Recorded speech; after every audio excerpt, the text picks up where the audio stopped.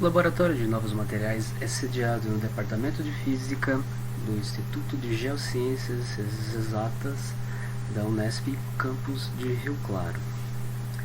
O Laboratório de Novos Materiais iniciou suas atividades em 1993 e hoje conta com a coordenação do professor Fábio Simões Vicente e Alexandre Mesquita. As atividades de pesquisa nesse laboratório também são desenvolvidas por alunos de graduação em iniciação científica, alunos de pós-graduação, de mestrado e doutorado e pós-doutorandos.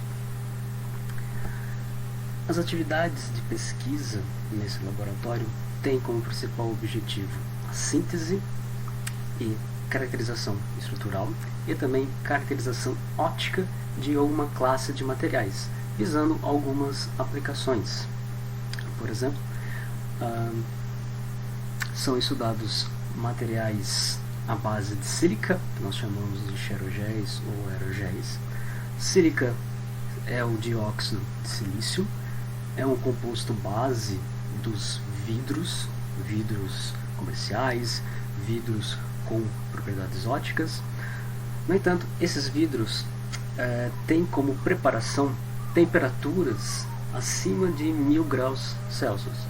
E nós utilizamos o método sol-gel, que é um método basicamente químico, para preparar esses materiais, também vítreos à base de sílica, mas em temperaturas bastante inferiores, que não ultrapassam 100 graus Celsius. Assim, nós podemos preparar, por exemplo, como mostra aqui nessa imagem, um monolito de sílica. Esse monolito tem propriedades ópticas interessantes para uma vasta gama de aplicações, e também a partir desse método sol-gel é possível adicionar alguns materiais, como corantes orgânicos, alterando consideravelmente suas propriedades ópticas, sendo um material ativo, por exemplo, para lasers. Além desses corantes orgânicos, podemos também adicionar polímeros, que têm propriedades fotoluminescentes. Também podemos adicionar metais, como por exemplo cromo, ferro, cobre, estrôncio, que também alteram consideravelmente as propriedades ópticas. Além da preparação desses materiais na forma de monolitos, também podemos preparar filmes finos. Filmes finos são basicamente uma película sobre uma determinada superfície. Então, filmes finos de materiais à base de sílica que têm propriedades fotoluminescentes, por exemplo, como esse filme dopado com esse corante rodamina. Também podemos preparar materiais na forma de filmes finos a partir de alguns compostos que normalmente permitem a preparação de materiais à base de sílica, na forma de géis, a partir desse método sol-gel, mas também adicionando terras raras. Aqui, por exemplo, são vários filmes em que parâmetros de preparação são alterados, de tal maneira que são também alteradas as propriedades ópticas, as propriedades de emissão desses filmes. Também podemos preparar suspensões coloidais fotoluminescentes, como é exibido nessa imagem aqui. É uma suspensão coloidal de sílica com alguns corantes e que, com exposição a uma luz ultravioleta, luminesce na faixa aí do vermelho ou do amarelo. Nessa outra imagem são também mostradas as suspensões coloidais, mas de nanocristais, de materiais inorgânicos e semicondutores, como seleneto de cádmio com sulfeto de zinco, em que o tamanho, como por exemplo aqui, de 2,4 até 4,4 nanômetros, permite uma alteração na emissão. Então, a alteração nesse tamanho, na faixa de poucos nanômetros, altera a emissão do verde para o vermelho, por exemplo. Isso são os chamados os quantum dots, ou pontos quânticos. Tem como aplicações, por exemplo, as TVs de QLEDs, ou as TVs de pontos quânticos. Além desses pontos quânticos inorgânicos, Também estudamos no laboratório de novos materiais pontos quânticos de carbono ou pontos quânticos preparados, né, com óxido de grafeno. Aqui nessa imagem é mostrado então essa suspensão. Nesse caso aqui a suspensão sem a aplicação, né, de um laser com um comprimento de 405 nanômetros, e aqui com a aplicação desse laser, de tal forma que a gente pode enxergar até o caminho percorrido pela luz desse laser. Nesse outro caso aqui também são esses pontos quânticos a partir de óxido de grafeno, não exposto com uma lâmpada ultravioleta, e aqui exposto com uma lâmpada ultravioleta, de tal forma que a gente consegue enxergar a luminescência aí na faixa do azul dessa suspensão. Também no laboratório de novos materiais preparamos materiais na forma de pó, no caso materiais inorgânicos, óxidos, micro e nanoestruturados. Aqui seria então o aluminato de estrôncio com manganês ou o silicato de zinco com manganês, nesse caso aqui expostos à lâmpada ultravioleta, que a gente pode observar a emissão na faixa do vermelho ou na faixa do verde.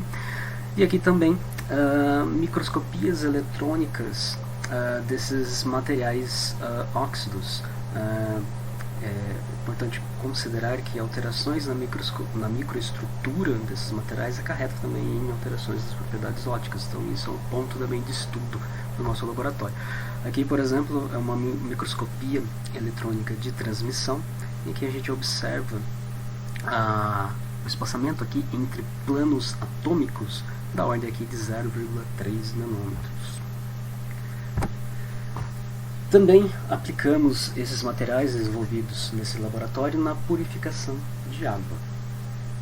Os aerogéis, aqui no caso os monolitos de aerogéis de sílica, por exemplo, são materiais em que apresentam poros, e esses poros têm tamanhos em torno de micrômetros a nanômetros, de tal forma que permitem uma área superficial bastante grande dentro, né, no interior desses materiais.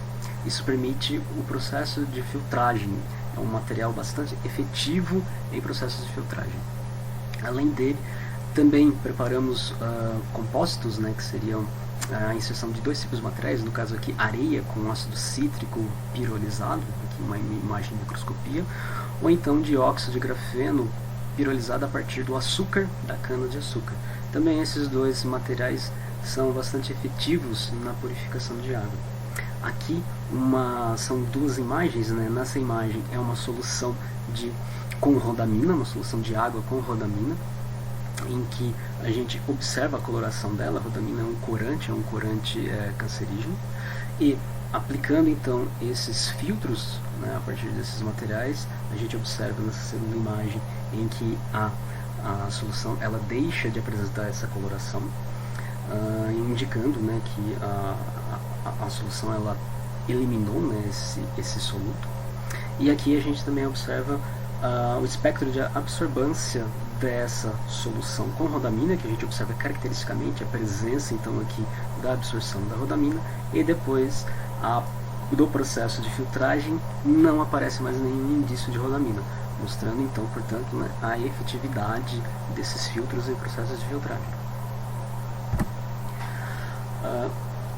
As pesquisas realizadas, né, no Laboratório de Novos Materiais têm como intuito o desenvolvimento tecnológico, então até temos algumas empresas em colaboração em que tentamos a aplicação tecnológica dos materiais desenvolvidos, e também o desenvolvimento científico. Esse desenvolvimento científico ele pode ser observado a partir da publicação de trabalhos de conclusão de curso, a publicação de dissertações de mestrado, a publicação de teses de doutorado e a publicação de artigos científicos em revistas internacionais.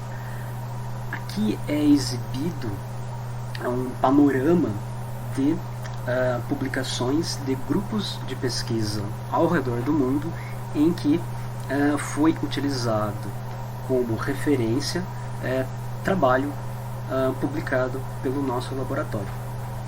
Então, nós publicamos artigos em diversas revistas internacionais, e Aqui é uma mostra como grupos de pesquisa ao redor do mundo têm utilizado os artigos publicados por nós, ou têm utilizado então os nossos resultados científicos para avançar e também publicar artigos científicos em revistas internacionais.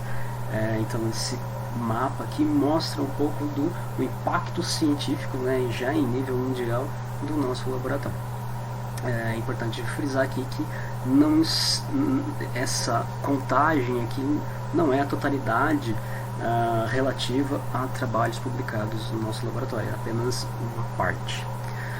A seguir serão exibidos vídeos mostrando as instalações do laboratório de novos materiais.